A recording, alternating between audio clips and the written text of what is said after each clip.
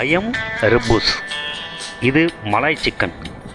இந்த சிக்கனை நம்ம டேஸ்ட்டுக்கு மசாலா கலந்து எப்படி செய்யுதுங்கிறத வாங்க பார்ப்போம். தேவையான பொருள்: இஞ்சி பூண்டு அரைச்சது 2 டீஸ்பூனு, மிளகாய்த்தூள் 2 டீஸ்பூன், மஞ்சத்தூள் 1/2 டீஸ்பூன், கரம் மசாலா 1 டீஸ்பூன், ஜீரகத்தூள் 2 டீஸ்பூன், மிளகுத்தூள் 1/2 டீஸ்பூன், தேவையான அளவு உப்பு. ஒரு முழு எலுமிச்சை பழத்தை அரைஞ்சி ஒரு சாறை ஊற்றிக்குவோம். அதோட சாறை சேர்த்து இது போல் நல்லா கலந்து வச்சுக்கிட்டு, ஏற்கனவே ஒரு முழு கோழியை சுத்தம் செஞ்சு இது போல் கீறி ரெடி பண்ணி வச்சுருக்கேன்.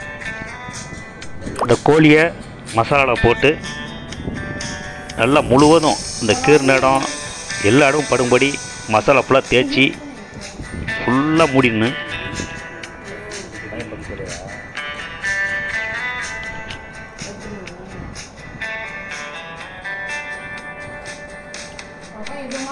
கோழி மேலே மசாலா நல்லா ஊறும்படி நல்லா தேய்ச்சி விடணும். மசாலாவை இது போல் முழுவதும் தடவி ஒரு 2 மணி நேரம் ஃப்ரிட்ஜில் வச்சு எடுத்துக்கணும். இட்லி சட்டியில் ஏதோ சட்டியில் தண்ணி கொஞ்சமாக ஊற்றி லேசாக ஆவி வந்தோடனே தட்டை அப்படி வச்சு அதுக்கு மேலே நம்ம மசாலா பரட்டின கோழியை மேலே தூக்கி வச்சு